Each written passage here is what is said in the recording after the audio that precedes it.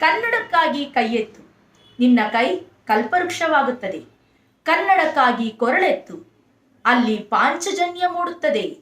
ಕನ್ನಡಕ್ಕಾಗಿ ಕಿರು ಬೆರಳನ್ನೆತ್ತಿದರೂ ಸಾಕು, ಅದು ಗೋವರ್ಧನ ಗಿರಿಧಾರಿಯಾಗುತ್ತದೆ ಎಂಬ ನಮ್ಮ ರಾಷ್ಟ್ರಕವಿ ಕುವೆಂಪುರವರ ನುಡಿಗಳನ್ನು ನೆನೆಯುತ್ತಾ, ಅವರ 120ನೇ ಜನ್ಮದಿನವಾದ ಇಂದು ಅವರಿಗೆ ನುಡಿ ನಮನ.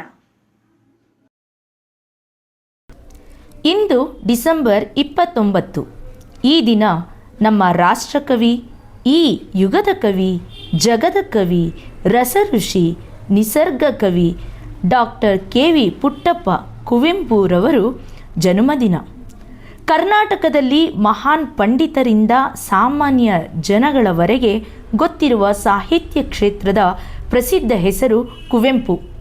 ಒಂದು ರೀತಿಯಲ್ಲಿ ಎಲ್ಲರೂ ಒಪ್ಪುವ ಹಿರಿಮೆಯ ಹೆಸರು ಕುವೆಂಪು. 20ನೇ ಶತಮಾನದಿಂದ ಈಚೆಗಿನ ಕನ್ನಡ ಸಾಹಿತ್ಯ ಚರಿತ್ರೆ ಕುವೆಂಪು ಅವರ ಸಾಹಿತ್ಯಿಕ ಬೆಳವಣಿಗೆ, ಸಾಧನೆ, ಸಿದ್ಧಿಗಳಿಂದ ಅವರು ಇತರ ಕವಿಗಳ ಮೇಲೆ ಬೀರಿದ ಪ್ರಭಾವದಿಂದ ಕಂಗೊಳಿಸುತ್ತಿದೆ. ಕಾವ್ಯ, ನಾಟಕ, ಸಣ್ಣ ಕತೆ, ಕಾದಂಬರಿ, ವಚನ, ಕವನ, ಮಹಾಕಾವ್ಯ, ಸಾಹಿತ್ಯ ವಿಮರ್ಶೆ ಈ ಒಂದೊಂದು ಪ್ರಕಾರದಲ್ಲೂ ಗಣನೀಯವಾದ ಕೊಡುಗೆಯನ್ನು ಕುವೆಂಪುರವರು ನೀಡಿದ್ದಾರೆ. ಕನ್ನಡಕ್ಕೆ ರಾಷ್ಟ್ರಮಟ್ಟದ ಖ್ಯಾತಿಯನ್ನು ತಂದುಕೊಟ್ಟ ಮೊದಲಿಗರಲ್ಲಿ ಅವರೂ ಒಬ್ಬರು. ಕುವೆಂಪುರವರ ಪೂರ್ಣ ಹೆಸರು ಕುಪ್ಪಳ್ಳಿ ವೆಂಕಟಪ್ಪ ಪುಟ್ಟಪ್ಪ. ಶಿವಮೊಗ್ಗ ಜಿಲ್ಲೆಯ ತೀರ್ಥಹಳ್ಳಿ ಬಳಿ ಹರಿಯುತ್ತಿರುವ ತುಂಗಾ ನದಿಯನ್ನು ದಾಟಿ 9 ಮೈಲು ಹೋದರೆ ಕಾಡಿನ ನಡುವೆ ಬೆಟ್ಟಕ್ಕೆ ಅಂಟಿಕೊಂಡಂತೆ ಇರುವ ಮನೆ ಕುಪ್ಪಳ್ಳಿ. ಅದೇ ಅವರ ಊರು. ಅವರು ಹುಟ್ಟಿದ್ದು ಮಾತ್ರ ಕೊಪ್ಪಕ್ಕೆ ಸಮೀಪವಾದ ಹಿರೇಕೊಡಿಗೆಯಲ್ಲಿದ್ದ ತಮ್ಮ ತಾಯಿಯ ತವರು ಮನೆಯಲ್ಲಿ. 1904 ಡಿಸೆಂಬರ್ 29ನೇ ತಾರೀಕು ಕುವೆಂಪು ಬೆಳೆದದ್ದು ಕುಪ್ಪಳ್ಳಿಯಲ್ಲಿ. ಮನೆಯ ಸುತ್ತಮುತ್ತಲಿನ ಸುಂದರ ಪರಿಸರ, ಪ್ರಕೃತಿ ಸಂಪತ್ತು, ಹಿರಿಯರ ಜೊತೆ ಪಾಲ್ಗೊಳ್ಳುತ್ತಿದ್ದ ಶಿಕಾರಿಯಲ್ಲಿದ್ದಂತಹ ಸಾಹಸ ಯಾತ್ರೆಗಳು ಈ ಎಲ್ಲವೂ ಕವಿ ಶಿಶುವಿನ, ಕವಿ ಬಾಲಕನ, ಕವಿ ತರುಣನ ಚೇತನದ ಆಳಕ್ಕೆ ನದಿಯಾಗಿ ಜಲಪಾತವಾಗಿ ಧುಮ್ಮಿಕ್ಕಿ ಮೂಡುಗಟ್ಟಿದ್ದವು. ಕವಿ ಬಾಲಕನಿಗೆ ಚಿಕ್ಕಂದಿನಿಂದಲೇ ಸಾಹಿತ್ಯ ಸಂಸ್ಕಾರವು ದೊರಕಿತ್ತು. ಮನೆಯಲ್ಲಿ ತಂದೆ, ಚಿಕ್ಕಪ್ಪ ಇಬ್ಬರೂ ಸಾಹಿತ್ಯಾಸಕ್ತರು. ಜೈಮಿನಿ ಭಾರತ, ತೊರವೆ ರಾಮಾಯಣಗಳ ವಾಚನ ಮನೆಯಲ್ಲಿ ನಡೆಯುತ್ತಿತ್ತು. ಬಾಲಕ ಅದನ್ನು ಆಸಕ್ತಿಯಿಂದ ಕೇಳುತ್ತಿದ್ದ. ಹುಡುಗನಿಗೆ ಜೊತೆಯ ಇತರ ಬಾಲಕರೊಡನೆ ಮನೆಯೇ ಶಾಲೆಯೂ ಆಗಿತ್ತು. 8ನೇ ವಯಸ್ಸಿನಲ್ಲಿ ಅವರನ್ನು ತೀರ್ಥಹಳ್ಳಿಯ ಶಾಲೆಗೆ ಸೇರಿಸಲಾಯಿತು. ಮೊದಲನೆಯ ಮಹಾಯುದ್ಧದಲ್ಲಿ ಅವರ ಕುಟುಂಬಕ್ಕೆ ಆದ ನಷ್ಟಗಳಿಂದ ಅವರ ಕುಟುಂಬ ಸಹ ತೀರ್ಥಹಳ್ಳಿಗೆ ವಾಸ್ತವ್ಯ ಬದಲಾಯಿಸಿತು. ಚಿಕ್ಕವರಾದ ಪುಟ್ಟಪ್ಪ ಅವರ ತಾಯಿ ಮತ್ತು ಪುಟ್ಟಪ್ಪನವರಿಗಿಂತಲೂ ಕಿರಿಯರಾದ 2 ಹೆಣ್ಣು ಮಕ್ಕಳನ್ನು ಅವರ ತಂದೆ ಅಗಲಿದರು. ಮುಂದೆ ಪುಟ್ಟಪ್ಪನವರು ವಿದ್ಯಾಭ್ಯಾಸ ಮೈಸೂರಿನ ಹಾರ್ಡ್ವಿಕ್ ಹೈಸ್ಕೂಲ್ನಲ್ಲಿ ಮುಂದುವರಿಯಿತು. ಶೆಲ್ಲಿ, ವರ್ಡ್ಸ್ವರ್ತ್, ಕೀಟ್ಸ್ ಮುಂತಾದ ಇಂಗ್ಲಿಷ್ ಕವಿಗಳ ಕವನಗಳನ್ನು ಸ್ವತಂತ್ರವಾಗಿ ಓದುವ ಶಕ್ತಿ ಅವರಿಗೆ ಬಂದಿತ್ತು. ಟಾಲ್ಸ್ಟಾಯ್ ಕಾದಂಬರಿಗಳು, ಪೌರತ್ಯ, ಪಾಶ್ಚಾತ್ಯ ತತ್ವಜ್ಞರ ಬರವಣಿಗೆಗಳು ಅವರ ಭಾವ ಬುದ್ಧಿಗಳಿಗೆ ಪುಷ್ಟಿ ನೀಡಿದವು. ಶ್ರೀ ರಾಮಕೃಷ್ಣ ಶ್ರಮದ ಮೈಸೂರು ಶಾಖೆಯ ಅಧ್ಯಕ್ಷರಾದ ಶ್ರೀ ಸ್ವಾಮಿ ಸಿದ್ದೇಶ್ವರಾನಂದರು ಬಾಲಕನಿಗೆ ತುಂಬ ಪ್ರಿಯರಾಗಿ ಅವನ ಸಕಲ ಯೋಗಕ್ಷೇಮವನ್ನು ವಹಿಸಿಕೊಂಡರು. ಸರ್ವಧರ್ಮ ಸಮನ್ವಯಾಚಾರ್ಯರಾದ ಶ್ರೀ ರಾಮಕೃಷ್ಣ ಪರಮಹಂಸರು, ಅವರ ಶಿಷ್ಯರಾದ ಸ್ವಾಮಿ ವಿವೇಕಾನಂದರು ಪುಟ್ಟಪ್ಪನವರಿಗೆ ಆದರ್ಶ ವ್ಯಕ್ತಿಗಳಾದರು. ಇಂಗ್ಲಿಷ್ ಕವಿಗಳ ಸಂಮೋಹನ, ಇಂಗ್ಲಿಷ್ ಭಾಷೆ, ಛಂದಸ್ಸುಗಳ ಮೇಲಣ ಪ್ರಭುತ್ವ ಇವು ಬಾಲಕನಲ್ಲಿ ಹೊಸ ಆಸೆ ಆಕಾಂಕ್ಷೆಗಳನ್ನು ಅರಳಿಸಿದವು.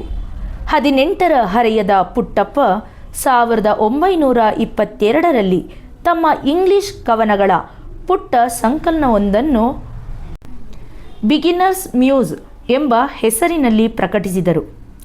ಆಗಿನ ಅವರು ಹೈಸ್ಕೂಲ್ ವಿದ್ಯಾರ್ಥಿ.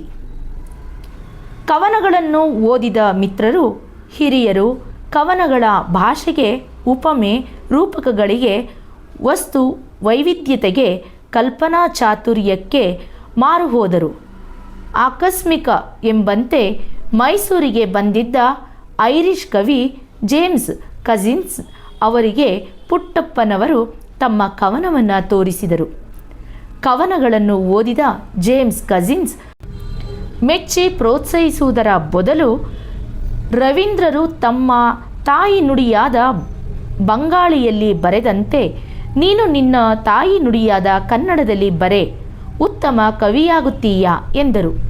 ಆ ಕ್ಷಣದಲ್ಲಿ ಪುಟ್ಟಪ್ಪನವರಿಗೆ ಅದನ್ನು ಒಪ್ಪುವ ಮನಸ್ಸು ಮೂಡಲಿಲ್ಲವಾದರೂ ಮುಂದೆ ತಮ್ಮ ಏಪ್ರಿಲ್ ಎಂಬ ಆಂಗ್ಲ ಕವನವನ್ನು ಚೈತ್ರ ವೈಶಾಖ ಎಂದು ಅನುವಾದಿಸಿ ಪ್ರಕಟಿಸಿದರು.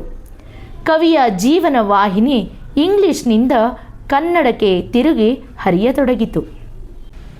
ಪುಟ್ಟಪ್ಪನವರ ಕನ್ನಡ ಕವನಗಳು ಜನಪ್ರಿಯವಾದವು. ವಿದ್ಯಾರ್ಥಿಗಳು ಮಾತ್ರವಲ್ಲದೆ ಅಧ್ಯಾಪಕ ವರ್ಗದಲ್ಲಿದ್ದ professor TS. Venkataiah, professor AR. Krishnashastri ಮತ್ತು ಪ್ರೊಫೆಸರ್ ಬಿ.ಎಂ. ಶ್ರೀಕಂಠಯ್ಯ ಅವರುಗಳು ಕವಿಯನ್ನು ಮೆಚ್ಚಿ ಪ್ರಶಂಸಿಸಿದರು. 1942ರಲ್ಲಿ ಪುಟ್ಟಪ್ಪನವರು ಮಹಾತ್ಮ ಗಾಂಧೀಜಿಯವರ ದರ್ಶನ ಪಡೆದರು. ಆದರೆ ರಾಜಕೀಯ ಅವರ ಮೇಲೆ ಯಾವುದೇ ಪ್ರಭಾವ ಬೀರಲಿಲ್ಲ. ಆಧ್ಯಾತ್ಮ, ಕಾವ್ಯ ಇವೇ ಅವರ ಎರಡು ಕಣ್ಣುಗಳಾದವು. MA ತರಗತಿಯಲ್ಲಿ ತತ್ವಶಾಸ್ತ್ರ ಆರಿಸಿಕೊಂಡಿದ್ದರು. ಆದರೆ ಪ್ರೊಫೆಸರ್ ಎ.ಆರ್. ಕೃಷ್ಣಶಾಸ್ತ್ರಿಯವರ ಒಲುಮೆಯ ಒತ್ತಾಯದಿಂದ ಅದೇ ವರ್ಷ ಮೈಸೂರು ವಿಶ್ವವಿದ್ಯಾನಿಲಯದಲ್ಲಿ ಪ್ರಾರಂಭವಾದ ಕನ್ನಡ MAಗೆ ಸೇರಿದರು. ಆ ಕ್ಷಣವನ್ನು ಕುವೆಂಪು ಅಮೃತ ಕ್ಷಣ ಎಂದು ಕರೆದಿದ್ದಾರೆ. ವಿದ್ಯಾರ್ಥಿಯಾಗಿಯೇ ಪುಟ್ಟಪ್ಪನವರು ಅನೇಕ ಕವನಗಳನ್ನು ರಚಿಸುತ್ತಾ ಹೋದರು. ಎ.ಎಲ್. ಕೃಷ್ಣಶಾಸ್ತ್ರಿಗಳ ಒತ್ತಾಯದಿಂದ ಅವರು ಏರ್ಪಡಿಸಿದ್ದ ಕವಿ ಸಮ್ಮೇಳನದ ಅಧ್ಯಕ್ಷತೆಯನ್ನು ವಹಿಸಿದ್ದರು. ಅವರನ್ನು ಜನ ನೋಡುವುದಕ್ಕೆ ಸೇರುತ್ತಿದ್ದುದರಲ್ಲಿ ಆಶ್ಚರ್ಯವಿರಲಿಲ್ಲ. ಏಕೆಂದರೆ ಕೃಷ್ಣಶಾಸ್ತ್ರಿಗಳು ವರ್ಣಿಸುತ್ತಿರುವಂತೆ ವಿದ್ಯಾರ್ಥಿಯಾಗಿದ್ದಾಗ ಅವರು ಬೇಲೂರು ಗುಡಿಯ ಗೋಡೆಯ ಮೇಲೆ ಕೆತ್ತಿದ ದೇವತಾ ವಿಗ್ರಹದಂತೆ ಇದ್ದರು. 1930ರಲ್ಲಿ ಕುವೆಂಪುರವರ ಕವನ ಸಂಕಲನ ಕೊಳಲು ಪ್ರಕಟವಾಯಿತು. ಮುನ್ನುಡಿ ಬರೆದ ಆಚಾರ್ಯ ಬಿ.ಎಂ. ಶ್ರೀ ಅಪಾರ ಮೆಚ್ಚುಗೆ ವ್ಯಕ್ತಪಡಿಸಿದರು. ಕೊರಳಿನ ಅತ್ಯುತ್ಕೃಷ್ಟವಾದ ಕವನಗಳಲ್ಲಿ ಒಂದಾದ ಸುಗ್ಗಿ ಬರುತ್ತಿದೆ ಎಂಬುದರ ಮೊದಲ ಚರಣ ಹೀಗಿದೆ. ಅಡಿಯ ಗೆಜ್ಜೆ ನಡುಗೆ ಹೆಜ್ಜೆ ಇಡುತ್ತ ಸುಗ್ಗಿ ಬರುತ್ತಿದೆ, ಸುಗ್ಗಿ ಬರೆ ಹಿಗ್ಗಿತಿರೆ, ಸಗ್ಗ ಸುಖವ ತರುತ್ತಿದೆ. ಡಿ.ವಿ. ಗುಂಡಪ್ಪನವರು ಈ ಪಂಕ್ತಿಗಳನ್ನು ಉದ್ಧರಿಸಿ ಹೇಳಿ, ಇದನ್ನು ಬರೆಯುವ ಕವಿಗಳಿದ್ದಾರೆ, ಇನ್ನು ಕನ್ನಡಕ್ಕೆ ಭಯವಿಲ್ಲ ಎಂದು ಉತ್ಕರಿಸಿದರಂತೆ. 1936ರಲ್ಲಿ ಅವರ ಖಂಡಕಾವ್ಯ ಚಿತ್ರಾಂಗದ ಪ್ರಕಟವಾಯಿತು. ಇದು ಕನ್ನಡ ಮೊದಲ ಖಂಡಕಾವ್ಯ. 1937ರಲ್ಲಿ ಅವರ ಮದುವೆಯಾಯಿತು. ಸಂಸಾರ ಅವರಿಗೆ ಪೂಜೆಯಾಯಿತು. 1933ರಿಂದ 36ರವರೆಗೆ ಅವರು ಕಾದಂಬರಿಯ ರಚನೆಯಲ್ಲಿ ತೊಡಗಿದ್ದರು. 1938ರಲ್ಲಿ ಕಾನೂರು ಹೆಗ್ಗಡತಿ ಪ್ರಕಟವಾಯಿತು. ಕನ್ನಡದಲ್ಲಿ ಆ ಪ್ರಮಾಣದಲ್ಲಿ ರಚಿತವಾದ ಪ್ರಪ್ರಥಮ ಸಾಮಾಜಿಕ ಕಾದಂಬರಿ ಅದೇ. ಅದರ ವೈಶಿಷ್ಟ್ಯಗಳು ಅನೇಕ. ಅಂದಿನ ಇಂದಿನ ಮಲೆನಾಡಿನ ಕಾಡು ಬೆಟ್ಟಗಳ ಚಿತ್ರಣ, ವಿವಿಧ ರೀತಿಯ ಬೇಟೆಗಳ ವಾಸ್ತವಿಕ ವರ್ಣನೆ, ಕನ್ನಡ ನಾಡಿನ ಇತರ ಭಾಗಗಳಿಗಿಂತ ತೀರಾ ಭಿನ್ನವಾಗಿದ್ದ ಪ್ರದೇಶವೊಂದರ ಆತ್ಮೀಯವಾದ ಪರಿಚಯ, ಆಳವಾದ ಜೀವನಾನುಭವದ ರಮ್ಯ ನಿರೂಪಣೆ, ರಾಗದ್ವೇಷಗಳ ವರ್ಣರಂಜಿತ ವ್ಯಾಖ್ಯಾನ, ಸಮಯೋಚಿತ ಹಾಸ್ಯ, ಮಲೆನಾಡಿಗೆ ವೈಶಿಷ್ಟ್ಯವಾದ ಕನ್ನಡ ಭಾಷೆಯ ಸೊಗಸು, ಸಾಮಾಜಿಕ ಪ್ರಜ್ಞೆ, ಮಣ್ಣನ್ನು ನಿಜವಾಗಿ ಬಲ್ಲ ವಿರಳ ಲೇಖಕರಲ್ಲಿ ಒಬ್ಬರಾದ ಈ ಕವಿ ಸಹಜವಾಗಿ, ಅಪ್ರಯತ್ನಪೂರ್ವಕವಾಗಿ, ವ್ಯಾಪಕವಾಗಿ ಹೊಮ್ಮಿಸಿರುವ ಮಣ್ಣಿನ ವಾಸನೆ ಇನ್ನೂ ಅನೇಕ. ಕುವೆಂಪುರವರ ಮತ್ತೊಂದು ಕಾದಂಬರಿ ಮಲೆಗಳಲ್ಲಿ ಮದುಮಗಳು. ಕಾನೂರು ಹೆಗ್ಗಡತಿ ಪ್ರಕಟವಾದ 30 ವರ್ಷಗಳ ಬಳಿಕ ಪ್ರಕಟವಾಯಿತು. ಇದರ ವಸ್ತುಶುದ್ಧ ಕಾಮ. ಇಲ್ಲಿ ಕಾಮಕ್ಕೆ ಉದಾತ್ತತೆಯ ದರ್ಬಾರು. ಪೋಷಕನನ್ನಾಗಲಿ ನಮ್ಮ ಇತರ ಅನೇಕ ಲೇಖಕರು ಆರೋಪಿಸಿರುವ ಬಡತನದ ಚಿಂದಿಯನ್ನಾಗಲಿ ಉಡಿಸಿಲ್ಲ. ಕಾಮ ಮತ್ತು ಅದರ ಸಹಚರಿಯಾದ ಜೀವಕಾಮಗಳು ಇಲ್ಲಿ ಸಹಜ ಸ್ಥಿತಿಯಲ್ಲಿ ಸ್ವಚ್ಛಂದವಾಗಿ ವಿಹರಿಸಿವೆ. ಕನ್ನಡದ ಅತ್ಯದ್ಭುತ ಕಾದಂಬರಿಗಳಲ್ಲಿ ಕಾನೂರು ಹೆಗ್ಗಡತಿ ಮತ್ತು ಮಲೆಗಳಲ್ಲಿ ಮದುಮಗಳು. 1945ರಲ್ಲಿ ಕುವೆಂಪು ಕನ್ನಡ ಪ್ರಾಧ್ಯಾಪಕರು, ಇಲಾಖೆಯ ಮುಖ್ಯಸ್ಥರು ಆಗಿದ್ದರು. 1949ರಲ್ಲಿ ಅವರ ಮೇರುಕೃತಿ ಶ್ರೀರಾಮಾಯಣ ದರ್ಶನಂ ಪ್ರಕಟವಾಯಿತು. 25,000 ಪಂಕ್ತಿಗಳ ಮಹಾಕಾವ್ಯವಿದು. ಕುವೆಂಪು ವಾಲ್ಮೀಕಿ ರಾಮಾಯಣವನ್ನು ಉತ್ತಮಪಡಿಸುತ್ತೇನೆ ಎಂದು ಈ ಕಾರ್ಯಕ್ಕೆ ಹೋಗಿಲ್ಲ. ಈ ಯುಗದ ಹೊಸ ಕಾಣಿಕೆಯ ಹಿನ್ನೆಲೆಯಲ್ಲಿ ಹೊಸ ರೀತಿಯಿಂದ ಹೇಳುತ್ತೇನೆ ಎಂದರು. ಅವರ ಕಣ್ಣಿನಲ್ಲಿ ರಾಮಾಯಣ ಬರಿಯ ಕಥೆಯಲ್ಲ, ಇತಿಹಾಸವೂ ಅಲ್ಲ, ಅಲೌಕಿಕ ಸತ್ಯಗಳನ್ನು ಪ್ರತಿಬಿಂಬಿಸುವ ಸತ್ಯಸ್ಯ ಸತ್ಯ ಘಟನೆ. ಶ್ರೀರಾಮ ಆ ಲೋಕದಿಂದ ಅವತರಿಸಿ ಬಂದು ಈ ಲೋಕ ಸಂಭವೆಯಾದ ಸೀತೆಯನ್ನು ವರಿಸುತ್ತಾನೆ. ಆ ನೆಪದಿಂದ ಹೃತ್ ಶಕ್ತಿಯನ್ನು, ಅಂದರೆ ಬರೀ ಇಂದ್ರಿಯ ಜಗತ್ತೇ ಸತ್ಯ ಎಂಬುದನ್ನು ಮರ್ತಿಸಿ ಚೈತನ್ಯ ಶಕ್ತಿಯನ್ನು, ಎಂದರೆ ಆತ್ಮದ ಶಕ್ತಿಯನ್ನು ಬೆಳಗುತ್ತಾನೆ. ಕುವೆಂಪು ಶೇಕ್ಸ್ಪಿಯರನ ನಾಟಕಗಳ ರೂಪಾಂತರವಾದ ಬಿರುಗಾಳಿ, ದಿ ಟೆಂಪೆಸ್ಟ್ ಮತ್ತು ರಕ್ತಾಕ್ಷಿ ಹ್ಯಾಮ್ಲೆಟ್ಗಳನ್ನು ನೀಡಿದ್ದಾರೆ. ವಾಲ್ಮೀಕಿಯ ಭಾಗ್ಯ, ನನ್ನ ಗೋಪಾಲ ಮಕ್ಕಳಿಗಾಗಿ ಬರೆದಿದ್ದು. ಸ್ಮಶಾನ ಕುರುಕ್ಷೇತ್ರ ನಾಟಕಗಳನ್ನು ಬರೆದರು. ಸ್ಮಶಾನ ಕುರುಕ್ಷೇತ್ರ ನಾಟಕ ರಚಿಸಿದಾಗ ಅವರಿಗೆ ಕೇವಲ 26 ವರ್ಷ. ಆ ತಾರುಣ್ಯದಲ್ಲೇ ಜೀವನವನ್ನು ಸಮಗ್ರವಾಗಿ ನೋಡಿ, ಬದುಕಿಗೆ ಏನೇನೋ ಅರ್ಥವಿಲ್ಲ ಎಂಬುದನ್ನು ಅಥವಾ ಬದುಕಿನ ಅರ್ಥ ಇಷ್ಟೇ ಎಂಬುದನ್ನು ನಿರ್ಣಯಿಸಿ ಕಾವ್ಯವಾಣಿಯಲ್ಲಿ ಮಹಾದೇವ ಮಹಾರುದ್ರನ ಬಾಯಲ್ಲಿ ಹೀಗೆ ಹಾಡಿಸಿರುವುದು ಆಶ್ಚರ್ಯದ ಸಂಗತಿಗಳಲ್ಲಿ ಒಂದಾಗಿದೆ.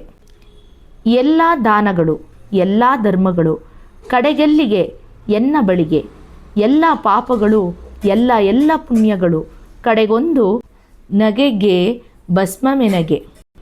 ಅವರ ನಾಟಕ ಪಂಕ್ತಿಯಲ್ಲಿ ಕಲೆಯ ದೃಷ್ಟಿಯಿಂದಲೂ ದರ್ಶನ ದೃಷ್ಟಿಯಿಂದಲೂ ಅತ್ಯಂತ ಉತ್ತಮವಾದುದು ಬೆರಳಿಗೆ ಕೊರಳು. ಅಲ್ಲಿನ 3 ದೃಶ್ಯಗಳನ್ನು ಕವಿ, ಗುರು, ಕರ್ಮ ಮತ್ತು ಯಜ್ಞ ಎಂದು ಕರೆದಿದ್ದಾರೆ. ಏಕಲವ್ಯನ ಬೆರಳನ್ನು ದಕ್ಷಿಣೆಯಾಗಿ ಕೇಳಿ ಅವನ ಮಾತೃಶಾಪಕ್ಕೆ ತುತ್ತಾಗಿ ದ್ರೋಣರು ತಮ್ಮ ಕೊರಳನ್ನೇ ಬಲಿಯಾಗಿ ತೆತ್ತರು ಎಂಬುದು ಕುವೆಂಪುರವರ ಕಾಣಿಕೆ. ಇವರು ಅನೇಕ ಕಾದಂಬರಿಗಳನ್ನು, ನಾಟಕಗಳನ್ನು, ಕಾವ್ಯಗಳನ್ನು, ಕಥನ ಕವನಗಳನ್ನು, ಕಥಾ ಸಂಕಲನ, ವಿಮರ್ಶೆ, ಜೀವನ ಚರಿತ್ರೆಯನ್ನು ರಚಿಸಿದ್ದಾರೆ. ಕುವೆಂಪು ಸಾವಿರಾರು ಕವನಗಳನ್ನು ರಚಿಸಿದ್ದಾರೆ. ಕಾವ್ಯ ಮೀಮಾಂಸೆಯ ಕ್ಷೇತ್ರಕ್ಕಂತೂ ಅವರು ನೀಡಿರುವ ಕೊಡುಗೆ ಅಪೂರ್ವವಾದುದು ಎಂದು ಎಲ್ಲ ಪಂಡಿತರ ಅಭಿಪ್ರಾಯ. ಅವರದ್ದು ದರ್ಶನ ವಿಮರ್ಶೆ. ಕುವೆಂಪು ಅವರದ್ದು ಪ್ರಧಾನತಃ ವಿಚಾರಶೀಲ ವ್ಯಕ್ತಿತ್ವ, ಕ್ರಾಂತಿಕಾರರ ಮನೋಭಾವ. ಸಮಾಜದಲ್ಲಿನ ಎಲ್ಲ ವಿಧವಾದ ಅಸಮಾನತೆಗಳು ಹೋಗಬೇಕು ಎಂದು ಉಗ್ರವಾಗಿ ಗದ್ಯದಲ್ಲಿ, ಹೃದಯಾಂಗಮವಾಗಿ ಪದ್ಯದಲ್ಲಿ ವಾದಿಸಿದ್ದಾರೆ. ಅವರು ಮೌಢ್ಯಕ್ಕೆ ಪರಮ ಶತ್ರು. ಜಾತಿ ಪದ್ಧತಿ ನಿರ್ಮೂಲನಗೊಳ್ಳದೆ ಈ ದೇಶದ ಜನರ ಉದ್ಧಾರ ಅಸಾಧ್ಯ ಎಂದು ಒತ್ತಿ ಒತ್ತಿ ಹೇಳಿದ್ದಾರೆ. ಅವರು ಸದಾ ಜಪಿಸುತ್ತಿದ್ದುದು ವಿಶ್ವ ಮಾನವ ಮಂತ್ರ. ಜಾತಿ, ದೇಶ, ಭಾಷೆ ಇವುಗಳ ಕಿರು ಪ್ರಪಂಚದಿಂದ ಮನುಷ್ಯ ಒಂದಲ್ಲ ಒಂದು ದಿನ ಹೊರಬಂದು ವಿಶಾಲವಾದ ವಿಶ್ವಮಾನವನಾಗುತ್ತಾನೆ ಎಂಬ ವಿಶ್ವಾಸ ಅವರಲ್ಲಿ ಅಚಲವಾಗಿತ್ತು. ಯಾವುದೇ ವ್ಯಕ್ತಿಯ ಶಿಶುವಲ್ಲ, ಪ್ರತಿಯೊಬ್ಬ ವ್ಯಕ್ತಿಯ ಹೃದಯದಲ್ಲೂ ಅವನದ್ದೇ ಆದ ಧರ್ಮ ಇದೆ. ಈ ಜಗತ್ತಿನಲ್ಲಿ ಎಷ್ಟು ಜನ ವ್ಯಕ್ತಿಗಳಿದ್ದಾರೆಯೋ ಅಷ್ಟು ಧರ್ಮಗಳಿರಲಿ ಎಂಬ ಸ್ವಾಮಿ ವಿವೇಕಾನಂದರ ವಾಣಿ ಮಾನವತೆಯ ಜೀವನ ಧರ್ಮವಾಗಲಿ ಎಂಬ ಹಾರೈಕೆ ಅವರದ್ದು.